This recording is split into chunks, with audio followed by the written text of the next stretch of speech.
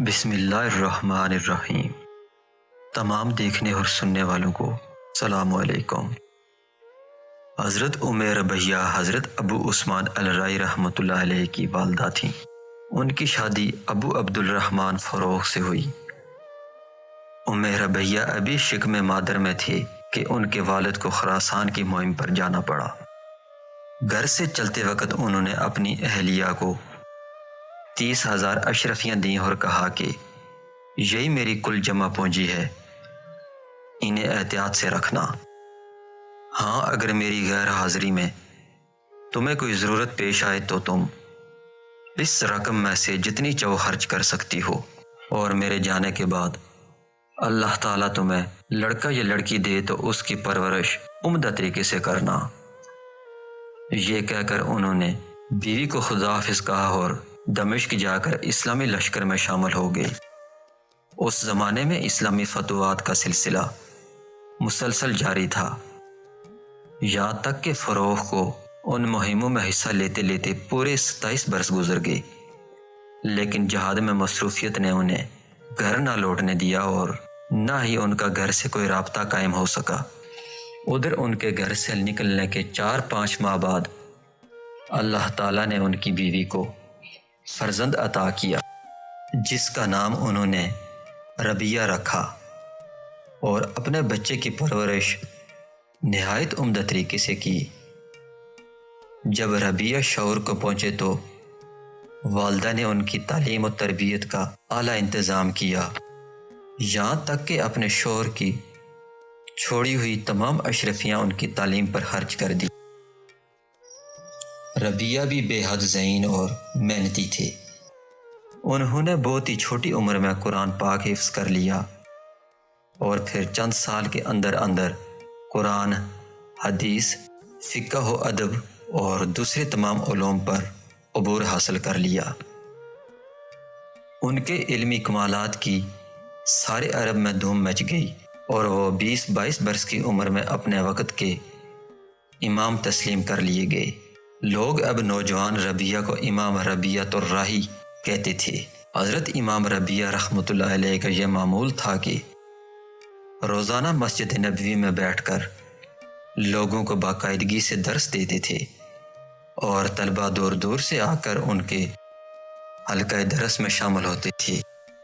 ان طلبہ میں سے کئی حضرات بعد میں خود اپنے وقت کے امام بنے۔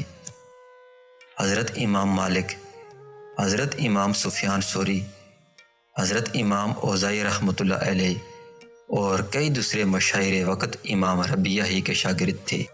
27 برس کے بعد فروغ کو جہاد سے فرصت ملی تو انہوں نے سیدھا وطن کا رخ کیا۔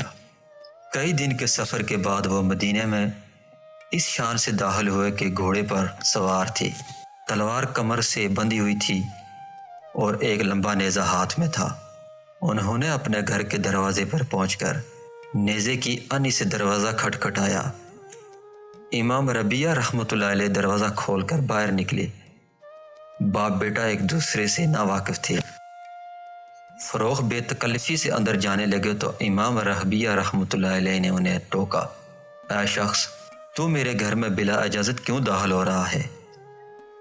فروغ نے برہم ہو کر کہا، او دشمن خدا، یہ میرا اپنا گھر ہے، تو اس میں کیوں گھسا ہوا ہے؟ امام ربیہ رحمۃ اللہ علیہ نے بھی بڑا تلخ جواب دیا۔ اس طرح بات بڑھ گئی اور دونوں کی آوازیں بلند ہو گئیں۔ شور و غل سن کر ہمسائے جمع ہو گئے۔ ربیہ فروغ سے کہہ رہے تھے کہ خدا کی قسم، میں تجھے حاکمہ وقت کے پاس لے جائے بغیر نہ چھوڑوں گا، اور فروغ کی زبان پر بھی اسی قسم کے الفاظ تھے۔ اس وقت فروغ نے اپنا تعارف کرایا اور کہا کہ میرا نام عبد الرحمن فروغ ہے، اور یہ میرا اپنا گھر ہے۔ 27 برس کے بعد میدان جنگ سے واپس آیا ہوں تو آپ میں سے کوئی مجھے پہچانتا ہی نہیں۔ فروغ کی آواز سن کر ان کی بیوی نے کواڑوں کے پیچھے سے جھانکا تو فوراً شوہر کو پہچان گئی۔ امام ربیہ اور فروغ دونوں کو اندر بلا بھیجا، اور پھر امام ربیہ رحمۃ اللہ علیہ نے بتایا کہ یہ تمہارے والد ہیں۔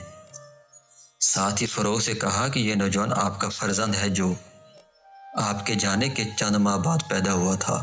اب دونوں باپ بیٹے گلے مل کر خوب روئے، کھانا کھانے اور آرام کرنے کے بعد فروغ نے بیوی سے اپنی بچائی ہوئی رقم کے بارے میں پوچھا۔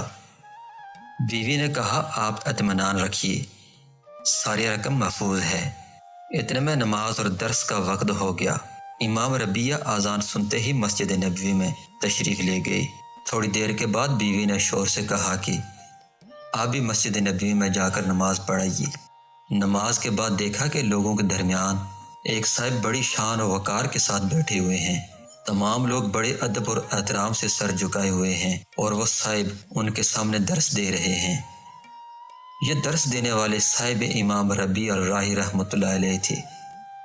چونکہ انہوں نے سر پر اونچی ٹوپی پہن رکھی تھی، اس لیے فروغ انہیں دور سے پہچان نہ سکے۔ کسی سے پوچھا کہ یہ بزرگ کون ہیں؟ اس نے حیران ہو کر کہا، آپ ان کو نہیں پہچانتے؟ یہ حضرت امام ربیع الرائی بن عبد الرحمن ہیں۔